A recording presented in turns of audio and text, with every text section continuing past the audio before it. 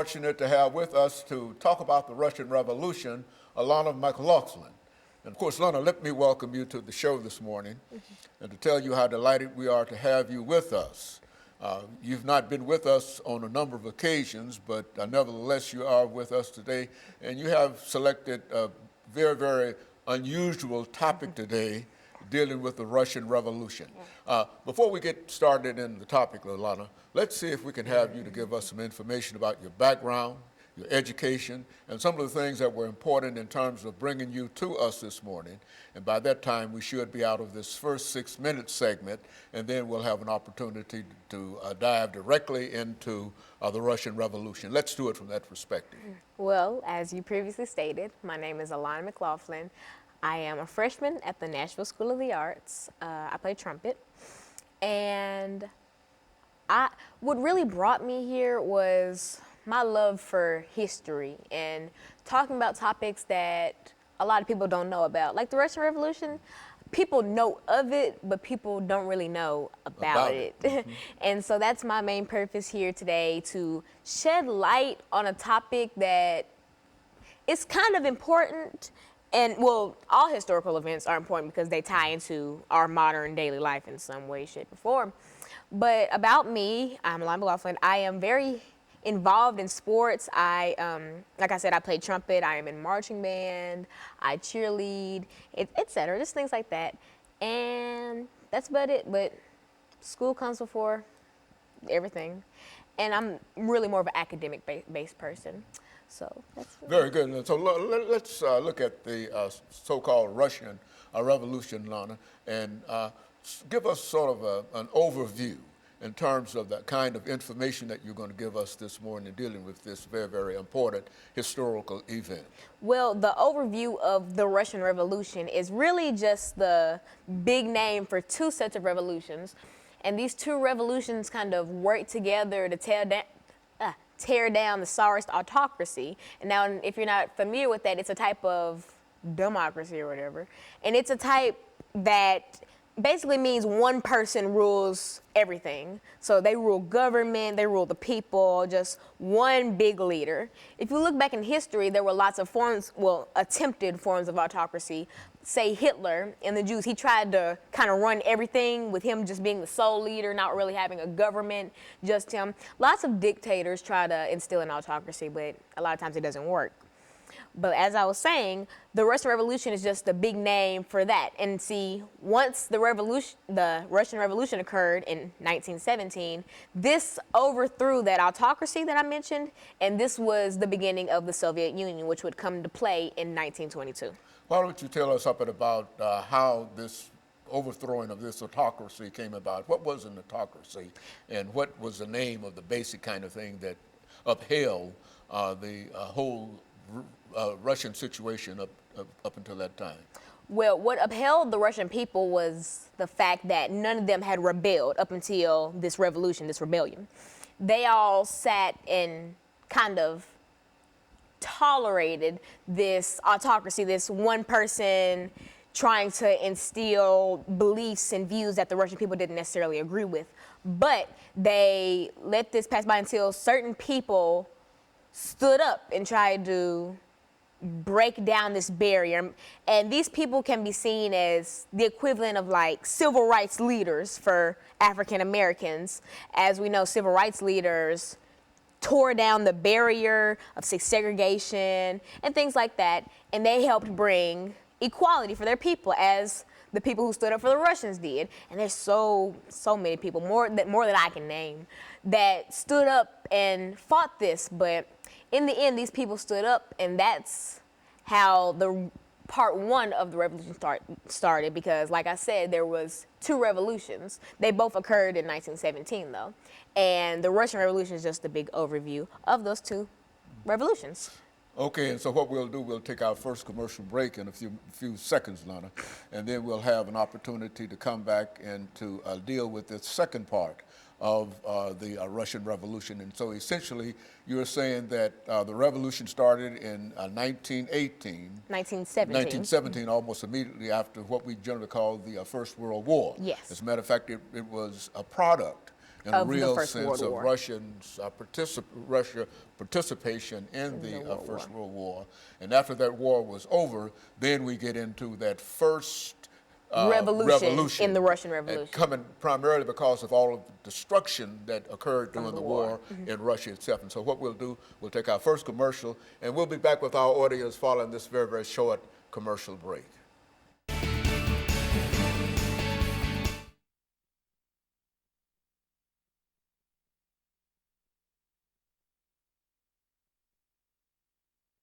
Why it would never survive somewhere like like America and stuff like that. And then after that, I'm just going to like comparing dictators and stuff. Okay, well, you let me know. Are you just going to start comparing? I'll just follow you. All right. Okay, well, I'm just trying to get a pace to it and get a voice level and a depth to it. Okay. You make it go that way, and because it bring you out in reference to it. And so when we come back, I'll announce what we're dealing with, and then you can start again where you please. And we've got 8 minutes, and you deal with this however you wish to. And if at some point you wish to bring in some information in reference to the animal farm, et cetera, anything that you want to deal with dealing with the Russian Revolution, because I think we've got a pretty good start dealing with that great historical event.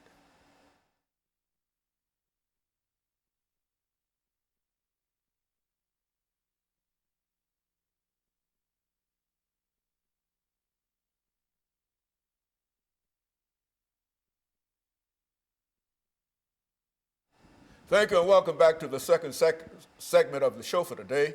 We're talking to Alana McLaughlin, and she's giving us some information in reference to the Russian Revolution, a revolution that occurred almost immediately after the First World War that started in 1914 and came to an end in 1917. And that would be the sort of historical beginning of what we're talking about now, the destruction of an entire Russian society, and now an attempt to what? Rebuild that society. Yeah, rebuild that society. Approach it from that perspective. Well, for our viewers just tuning in the first segment, we did go through my background in education, but more importantly, we kind of talked about what the revolution was. Now, the Russian Revolution is the big name for two sets of revolutions that occurred in 1917, right after the First World War. These revolutions kick-started the overthrowing of the Tsarist autocracy, and I talked about what an autocracy was, which is a one-person-led society. It's just one big leader that rules government, and et cetera, et cetera. And I talked about, they overthrew this, and also the Russian Revolution was the Kickstarter for the Soviet Union. Now, the Soviet Union is a party. It's a political party, just like, Republican or Democrat. Coming out of the Communist Party. Coming from communists. Now, the Soviet Union's big idea was that all persons should have equal rights, equal property, just everybody should just be equal. There was no personal property, everything belonged to the state, really. But they tried to make all people equal. Now, you could see that it might sound, fair and good in the end, but it doesn't really work. Now, something like this couldn't be instilled in America because we have different rankings of people. We have the higher class, we have the lower class, middle class, working class, all that. And to make all these people into one little division. Equal. Yeah. Everything is equal under that system. Is that what wouldn't necessarily work, because while all men are equal, all their possessions and some skills and et cetera are not equal. And so the Soviet Union tried to just take away all personal properties. You were just blank, basically. You were nothing but, me and you were the same. Even though we're quite different people, in their eyes, we're the same. We're not individual. And something like that isn't really a smart idea to do for a country, because people are individuals, and to try to classify them into one small division doesn't really make sense, because you cannot classify all people into one thing. Just like if I go into a building and I say everyone in here is middle class, that wouldn't be true because everywhere you go, you'll have lower class, higher class, middle class, things like that. Are you saying that even though there's an attempt to make everybody equal, that all individuals are not the same, The same. and therefore, no matter what kind of system you develop, you have to make arrangements for those differences within America, within individuals? Is that what we're saying? Yeah, and some lesser known political parties say that, you know, people are equal, but we're different. And that's true. No man is worth more than the other, yet we just have different skills. No, we're not the same. Like me and you, we both deserve the same things, deserve the same treatment, but we're not the same. We're not on the same levels. And that's kind of what the Soviet Union wanted to do to all the Russian people. Like the capital city for the Soviet Union was Moscow, and that was also the largest city. And this was Russia. The biggest country in the Soviet Union was Russia. And so I'm kind of focusing in on Russia because of the Russian Revolution. And so in making all those people the same, it didn't really work out. And so, but here's a surprising fact. After 1917, once the revolution started, once it ended, this was 1922 at this point. That's when the Soviet Union really came into power and was classified as an actual party. The Soviet Union did not end until 1991, July of 1991. So this actually lasted and it was incorporated for the Russian people. And so 1991 was about 20-ish years ago. This really went on for a long time, and people don't see that. They think of, when they hear Soviet Union, they think of, oh, this is back during Lenin and the Tsarist autocracy. This was very close to 27. This is 2017.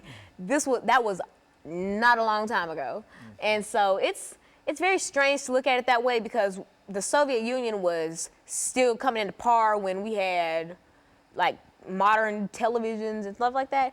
It's very strange to think about. You know, Lana, thinking about the Soviet Union and some of the things that you've already said about equality of opportunity and et cetera, I think that you can look at the Constitution of the United States of America and say in reality, these are some of the things that are promised in the United States Constitution.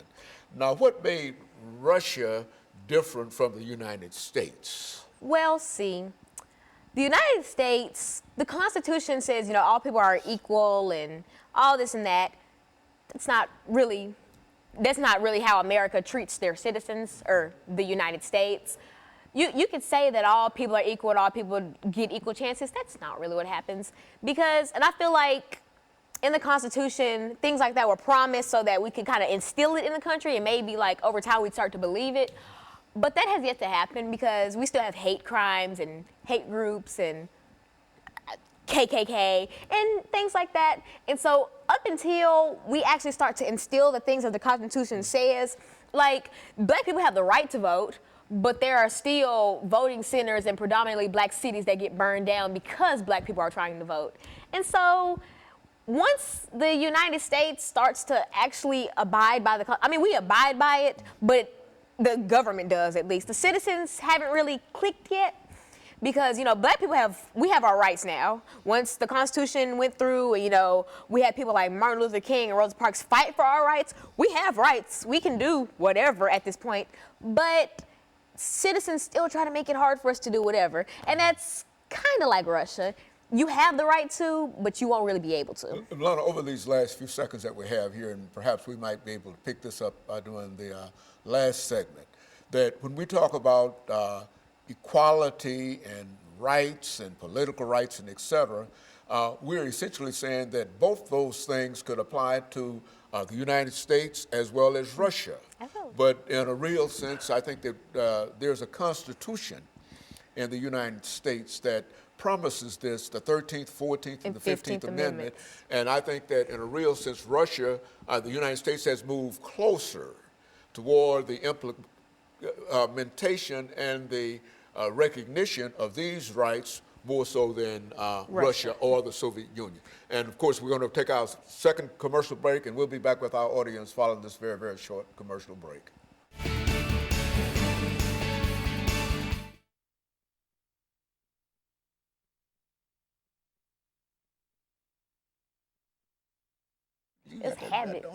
do that. Okay. Okay. I don't, No, because I get tongue tied. I like, yeah. Well, I'm just tie your tongue up and do like I do with these dentures. dentures. Now, you Okay. talk about trying to talk with Okay. those things. Oh, That's really, okay. Okay, I get it. you know what I'm saying? Yeah. But you're doing excellent. You're doing really well. Now, what you want to talk about now? I'm gonna go back in on rights and stuff, and Okay. then compare, like, just comparisons and stuff. Okay, I'm gonna let you just go and start talking about what you think you know about. And you're doing well. This is some of the information. This is good information, and it gives us. But I just wanted to make that comparison because we believe, all of us believe in the equality of man. That's Yeah. what, as a matter of fact, the Soviet Union is built upon communism, and communism essentially is common. Everybody ought to share everything, property, and et cetera, and et cetera. And but we.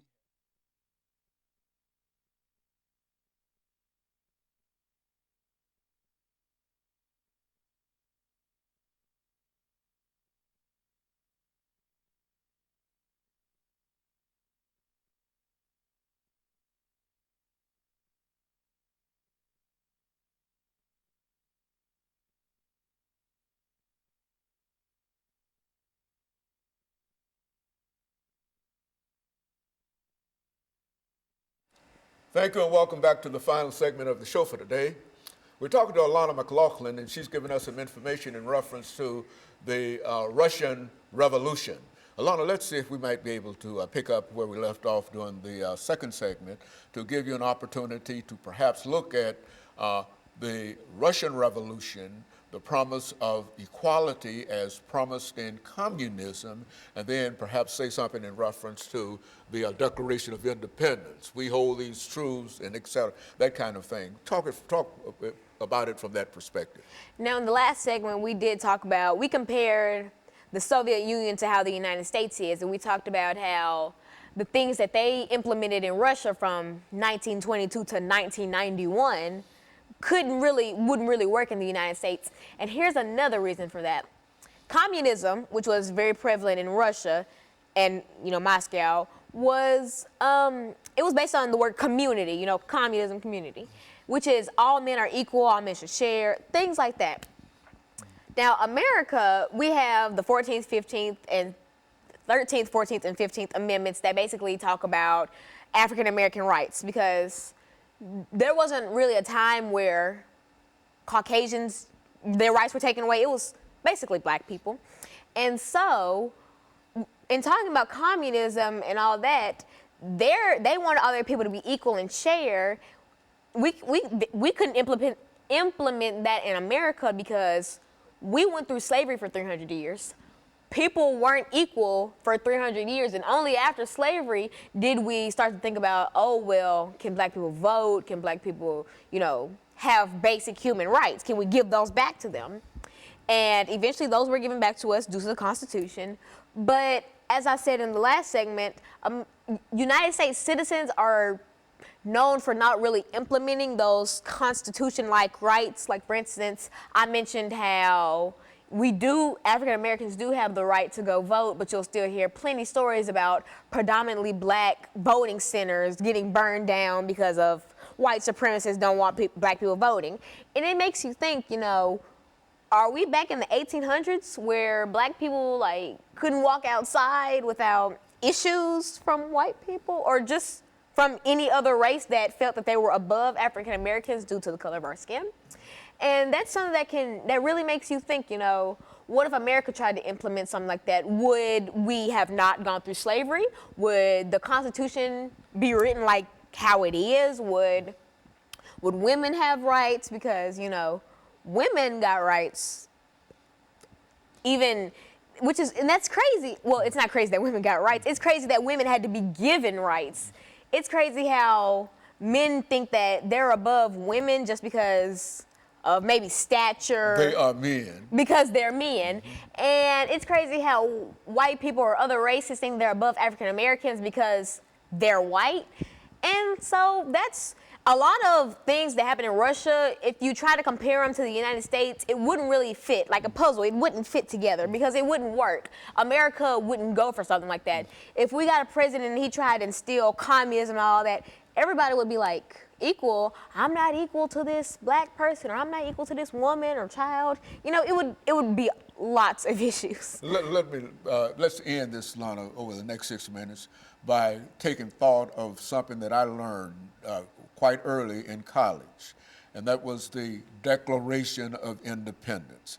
And I think in a real sense, what makes Soviet communism and the United States democracy different is because of what? The Declaration of Independence, which is a promise that is made, that is kept consistently in American history, even during the time when slavery existed. When Thomas Jefferson wrote, "We hold these truths to be self-evident, that all men are created equal and they are endowed by their Creator with certain inalienable rights, and they are what? Life, liberty, and the pursuit of happiness."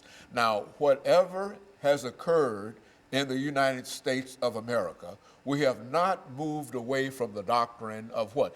Universal right, or what? The Declaration of Independence. Now, in the Soviet Union, when that was declared in 1917 during the Communist Revolution, as this idea of equality, there was nothing that they could base that idea of equality in communism, and especially on this whole concept of the Declaration of Independence. There is no Declaration of Independence to the degree that in the Soviet Union as there is in the United States. And I think that in a real sense, that's one of the great differences dealing with the Russian Revolution and the American Revolution. What do you think about that as a statement?